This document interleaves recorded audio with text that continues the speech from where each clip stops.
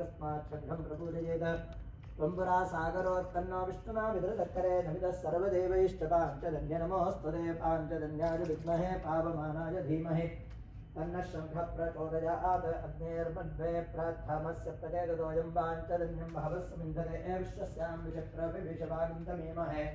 स नो मुञ्चत्वगुम्हतः अग्निश्रुतिव्रततमश्रुतिर्विप्रश्रुतिः कविः इति रोचत आहुतः उदग्नेजुतयस्तवशुक्रात् भ्राजं दजीरते तव ज्योतिषट्टजः ॐ शङ्खराजाय नमः नमस्तोपचारां समर्पयामि पुनः शङ्खं गायत्र्या प्रपूर्यां भर्गो देवस्य धीमहि धियो यो न प्रचोदयात् ॐ आगमात् तन्तु देवानां गमनात् रक्षतां कुर्वे घण्टारवं तत्र देवताह्वानलाञ्छनं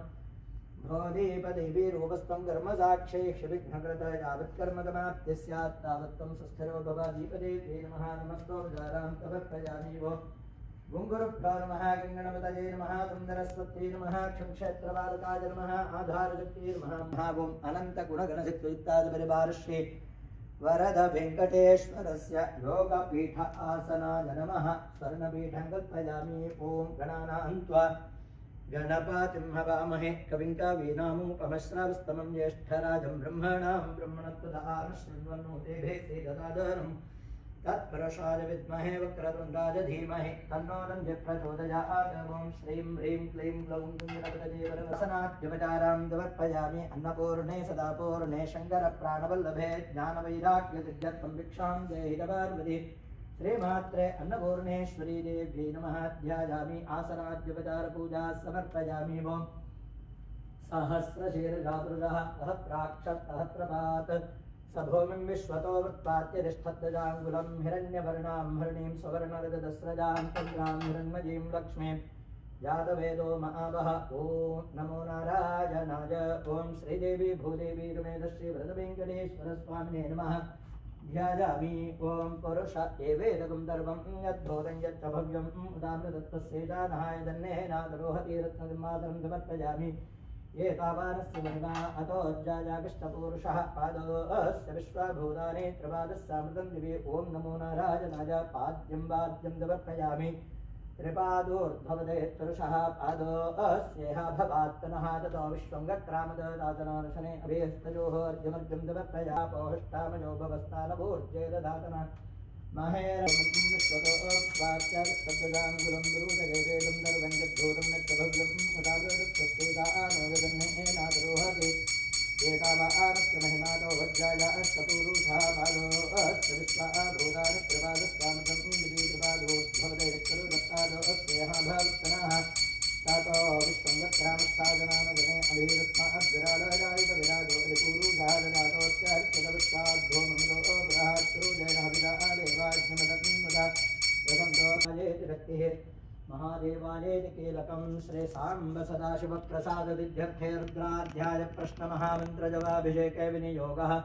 अग्निहोत्रात्मने अंगुष्ठाभ्यां नमः दर्शपूर्णमासात्मने तर्जनेभ्यां नमः चातुर्मास्यात्मने मध्यमाभ्यां नमः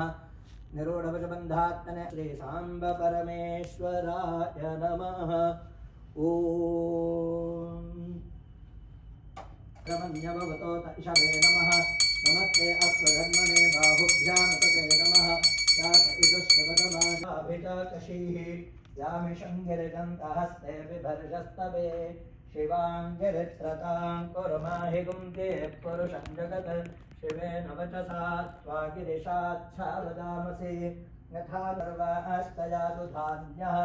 असौ यस्ताम्रो अरुणभुतभभ्रस्वमङ्गलः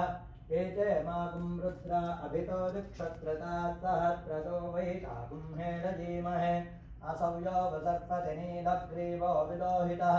उदैनं गोपा अदृशन्नदृशन्नुदहार्यः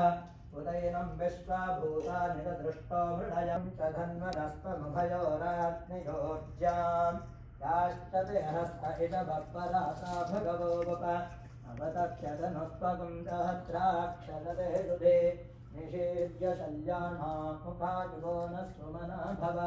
विद्यन्धनुः कपर्दिनो विशल्यो बाणवागुम् उत अनेजन्नस्तेजव आभुरस्य निषङ्गतिः नादेः धर्मेढोष्टमहस्ते बभूवते धनुः अयास्मान् विश्वतस्तमयस्मया विश्वतः अथो य इषुभिस्तवारे अस्मन्निधेहितम् नमस्ते अस्तु भगवन् विश्वेश्वराय महादेवाय त्र्यम्बकाय त्रिपुरान्तकाय त्रिकाग्नि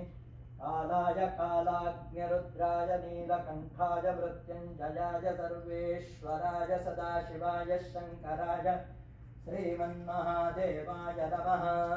नमो हिरण्यबाहवे नान्ये दिशाञ्च पदये नमो नमो वृक्षेभ्यो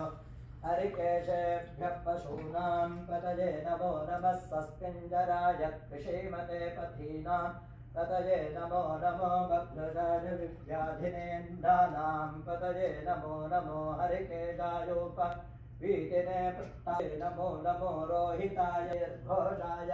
क्रन्दयते पत्नीनायूनां पतये नमो नमो निचेनवे परिचराय च नमः श्रवाय च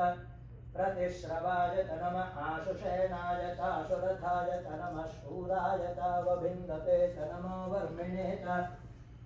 वरोधिने च नमो बिल्मिने च कवचिने च नमः श्रुताय च श्रुतसेनाय च नमो दन्दुभ्याय च हनन्याय च नमो आस्तुपाय च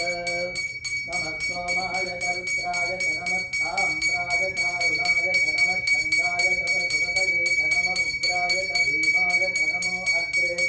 वधाय च दूरे वधाय च नमो हन्त्रे च हनीयते च नमो वृक्षेभ्यो हरिकेशेभ्यो नमस्काराय नमः शम्भवे च मयो भवे च नमः शङ्कराय च मयस्कराय च प्रबध्याय च नमः किगुंशिलाय च क्षयनाय च नमः कपर्दिने च पुलस्तये च नमो गोष्ठ्याय च गृह्याय च नमस्तव्याय च गेह्याय च नमः कार्याय च गह्वरेष्ठाय च नमो हृदयाय च निवेष्ट्याय च नमः पाकुन्दव्याय च रजस्याय च नमः शुष्टाय च हरित्याय च नमो लोप्याय चोलप्याय च नमः ऊर्याय च सूर्याय च नमः कर्ण्याय च वर्णशव्याय च नमो पगुरमाणाय चाभिघ्नते च नमः आक्षिगते च प्रक्षिगते च नमो भक्तिरिकेभ्यो देवानां हृदयेन्धसस्पदे दरिद्रं नीललोहित येषां पुरुषाणामेषां पशूनां माभेर्मारोमो येषां किञ्चन ममत आते रुद्रजुवा तनो शिवा विश्वाह भेदवी शिवा रुद्रस्य भेदवी दयानोश्वमेध्वस्तोकाय तनयाय मृडय मेधुष्टमशिवतमशुभो नः सुमना भव परमे करपिनाकं बिभ्रदागहि तयोऽन्यमस्मन्निवकन्तु ताः सामीशानो भगवः पराचीनामुखाकृधि सहस्राणि सहस्रदोजे रुद्रा अधिभूम्या तेजाहुं मृत्योर्मुक्षीय मामृतात् यो रुद्रो अग्नो यो अत्सजवोषधीजयो रुद्रो विश्व भुवना विवेद तस्मै रुद्राय नमो अस्तु तमुष्टु ह्यस्येषु सुधन्वा यो विश्वस्य क्षयति भेदजस्य यक्ष्वामहेदौ मनसाय रुद्रं नमो भर्देवमधुरं भुवस्य अयं मे हस्तो भगवानजं मे भगवत्तरः अयं मे विश्वभेदजो जगुं शिवाभिमर्शनः एते सहस्रमयुतं वाशावृत्यो मत्यायहं तवे यज्ञस्य मायजा सर्वानवयजामहे मृत्यवे स्वाहा मृत्यवे प्राणानां ग्रन्थिरविरुद्रो माविशान्तकः तेनान्नेनाप्यायस्व नमो रुद्राय विष्णवे मृत्युर्मे पाहि सदा शिवो ॐ शान्ति शान्ति शान्तिः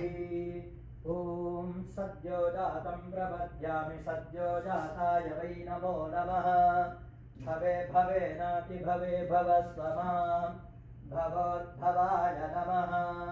वामदेवाय नमो ज्येष्ठाय नमः श्रेष्ठाय नमो रुद्राय अस्तु शान्ति शान्ति शान्तिः।